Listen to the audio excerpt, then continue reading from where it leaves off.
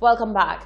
After months of reeling from the impact of the closure of borders related to COVID-19, Export St. Lucia is happy to report that St. Lucian farmers and exporters of agricultural produce will recommence exports to the United Kingdom on Sunday, the 26th of July.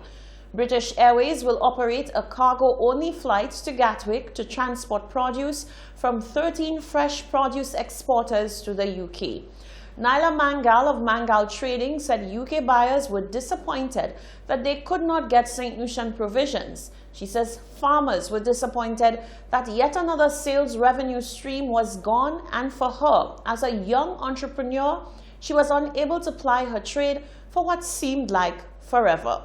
Sunita Daniel of Export St. Lucia said the return of the cargo service from British Airways is one step towards a semblance of normalcy for the island and in particular produce exporters.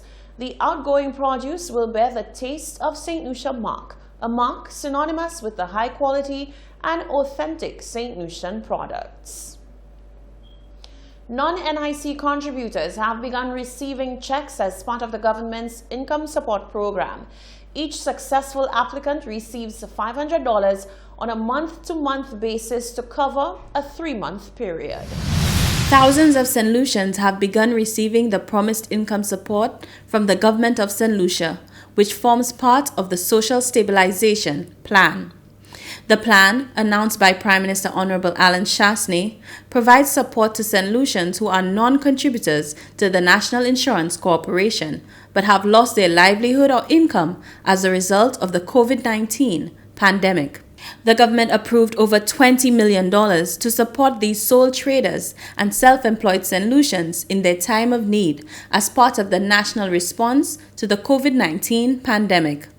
As citizens received their direct deposits and checks for $1,500 this week, it was quite an emotional and joyous day for some, as they explained how the funds would assist them and their families. I'm just grateful for the help because at this present time in our operation, things has really not been good.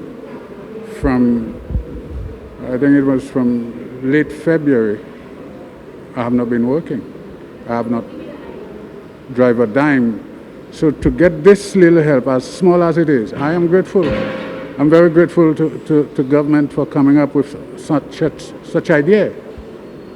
And I believe everybody who is a recipient today should express a measure of gratitude for that small help. As small as it is very, very important, and it is very good. At least we can cover a little hole. And I'm very grateful for it. I'm very happy to finally have it because, as you know, things are a little tight, and I'll be able to pay some bills and eat some food, basically. Well, the process was a long one. I mean, a lot of us thought we were going to get it, before, and then, but now that it's here, so make best use of it. It was a promise and they deliver, so I feel good. Our daily necessity, it's small, but, it helps. I am so elated, I use a very high word, and so happy and grateful. It will go a very long way. That's why I'm so proud to show off my check from my government. I thank you. And I hope all other vendors get their little check as well, especially the people with children and the elder folks. Oh, it will go such a long way. I'm a vendor and I really do need it, and I appreciate it. I also have my rent to pay. I'm so grateful. I prayed for it and I thank God. The government of St. Lucia also took the decision to extend the deadline for the applications in order to reach more people adversely affected by COVID-19. The new deadline for applications for the income support program for non-NIC contributors is July 30th, 2020.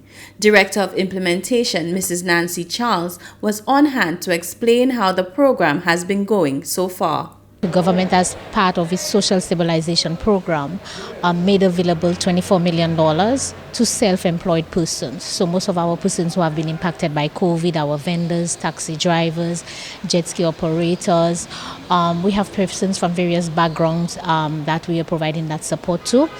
The first set of payments went out last week to persons who gave their bank accounts, and as we indicated, check payments now are being made today at the Castries City Council for the first batch of about 100, a little over 100 of them, so we're making check payments to them today. We had a lot of internal issues to sort out. Additionally, we had to wait for the passage of the appropriation bill. We also had some challenges with the bank account numbers and the reconciliation with the banks, but finally it is here. So from last week, we have quite a few taxi drivers and vendors and other persons who receive payments via the bank, and today we have another batch of persons who are receiving payments. It will be a continuous process, so we have another batch being processed this week via the bank, and hopefully next week those who will be getting check payments, we will resume the payments right here at CCC at a date and time that we will be giving to those persons. Applications must be electronically completed on the Government of St. Lucia website, www.govt.lc, and may be accessed from a computer or mobile phone.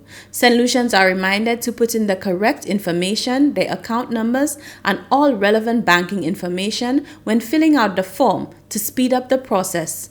The Government of St. Lucia remains committed to ensuring St. Lucians receive support during this crisis.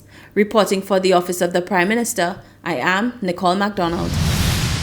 British Prime Minister Boris Johnson has admitted that the British government did not understand coronavirus during the first few weeks and months of the UK outbreak.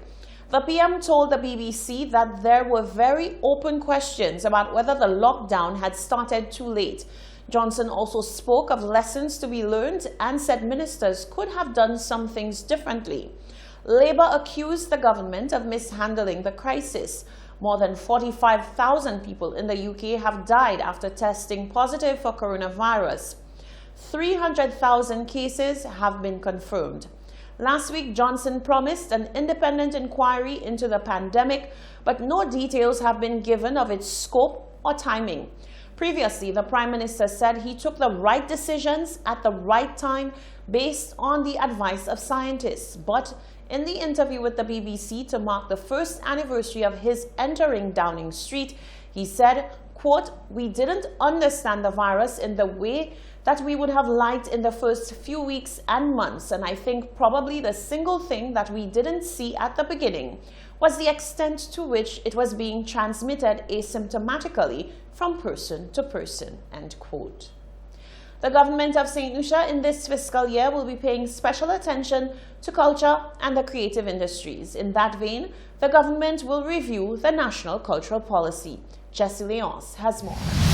In this fiscal year, the government of St. Lucia is taking a strategic approach in its support of the arts and creative sectors and culture with a review of the National Cultural Policy.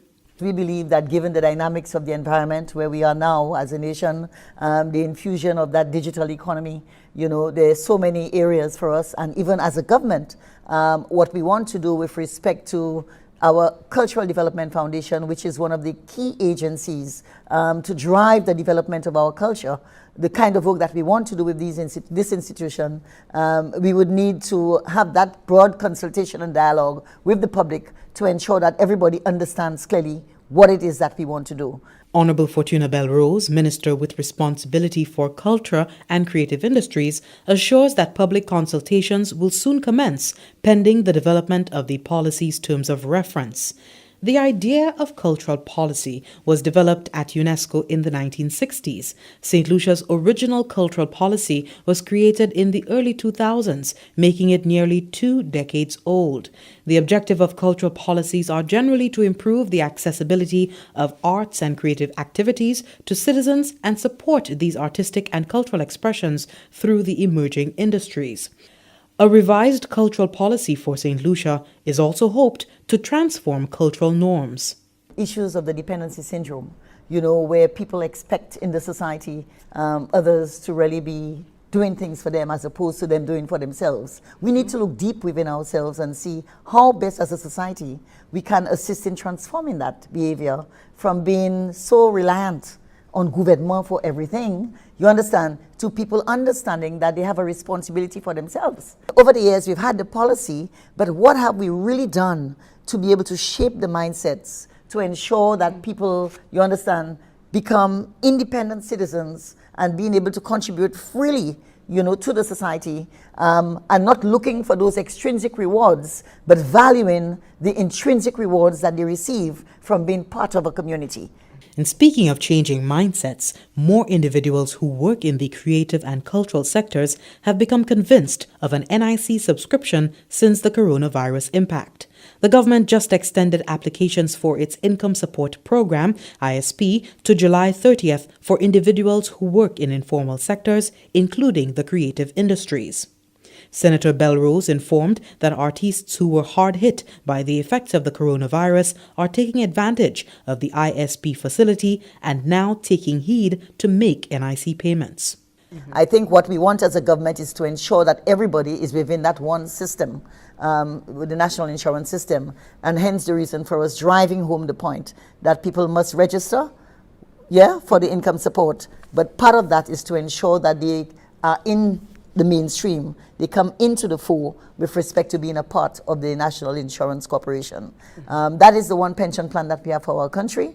That is what we all should subscribe to. And of course, we know that with the artists, they work, some of them find work sporadically, intermittently, you know, it's not consistent. But what we want to do is to encourage them, no matter how small it is, to put something aside for wet days. Reporting for the Government Information Service, I am Jessie Leonce.